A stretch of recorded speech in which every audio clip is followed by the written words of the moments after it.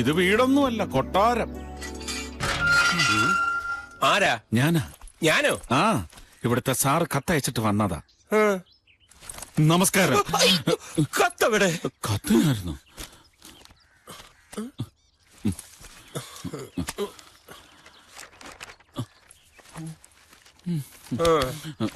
പോയോ?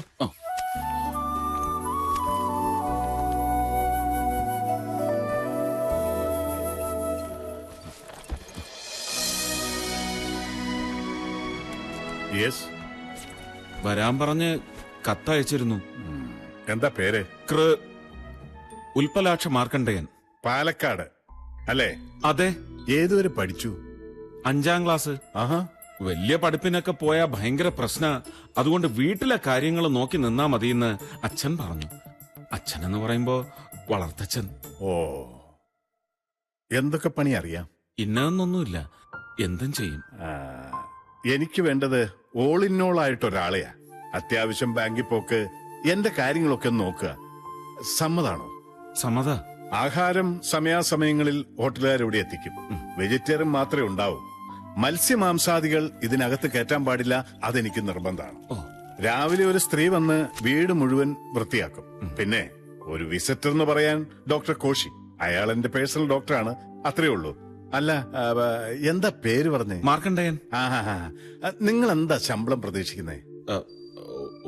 ഒരു മാസം 15 രൂപയായാലോ?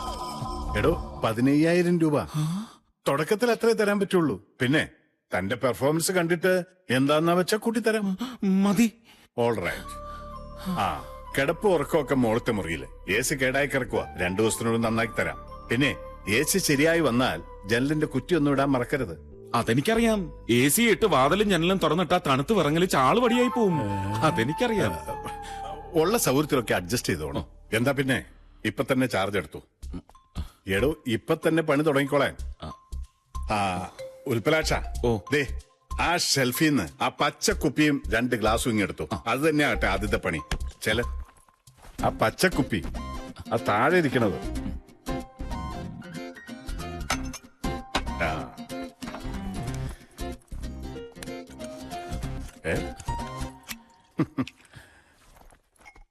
ഇരിക്കടോ.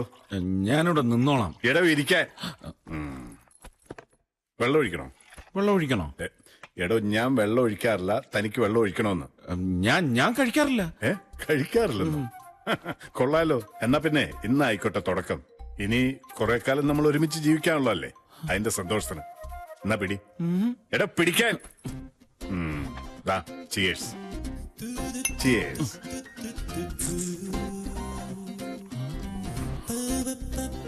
ഞാൻ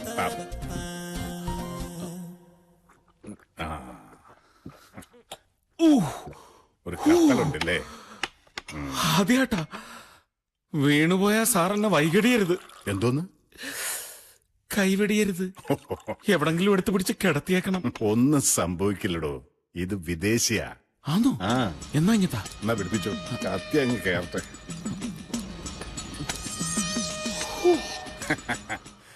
ഇപ്പൊ എങ്ങനെയുണ്ട്? വിദേശി അടിപൊളിയാ. അതാണ് ഇവന്റെ ഒരു മെച്ചം. മൊത്തത്തിലൊരു ഉന്മേഷ. ടെൻഷനെല്ലാം അങ്ങ് പോവും. മനസ്സിലുള്ളതെല്ലാം പുറത്തേക്ക് വരും. എന്താ, ശരിയല്ലേ?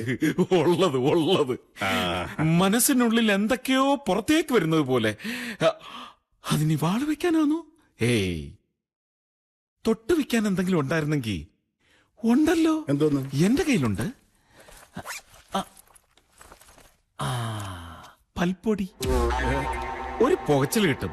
ലേശേ ഉള്ളു. സാർ തൊട്ടോ, ഞാൻ വേറെ വാങ്ങിച്ചോളാം. എനിക്കൊന്നും വേണ്ട. വേണ്ടെങ്കി വേണ്ട. സാറിന്റെ കപ്പാസിറ്റി എങ്ങനെ?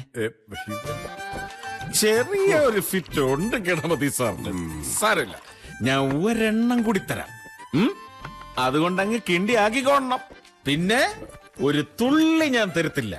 വലിച്ചു, ഒറ്റ വലിക്കങ്ങ് വലിച്ചു. എനിക്ക് അതിശയ, ഒറ്റയ്ക്ക് ഇത്രയും വലിയ ഭാർഗവി നിലയം പോലത്തെ കൊട്ടാരത്തിൽ പേടിയാവില്ലേ സാറിന്? എന്നാ ഇനി പേടിക്കണ്ട, ഞാനുണ്ട്. മാടനും മറുതെ യക്ഷിയൊന്നും എന്നോട് കളിക്കത്തില്ല. എന്നോട് കളി.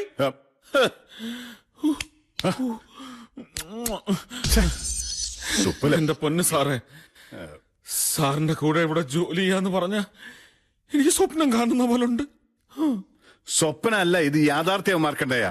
മാർക്കണ്ടേയനോ? ആ. അവനങ്ങ് ചാണകക്കുഴിയില്ലല്ലേ? അവന് സാറിന് അറിയോ? സാറിനെ ഞാൻ പറ്റിച്ച്. ഒരു സത്യം പറയട്ടെ, ഒരു കള്ളം ഞാൻ സാറിനോട് പറഞ്ഞിട്ടുണ്ട്.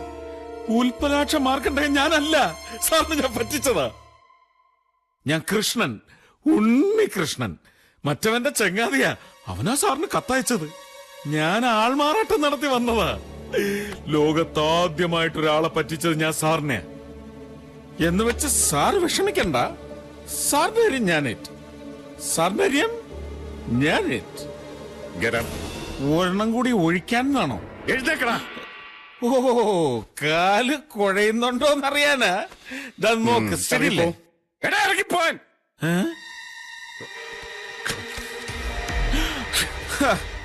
കളിത്തോക്ക് കാണിച്ച് തമാസാക്കല്ലേ?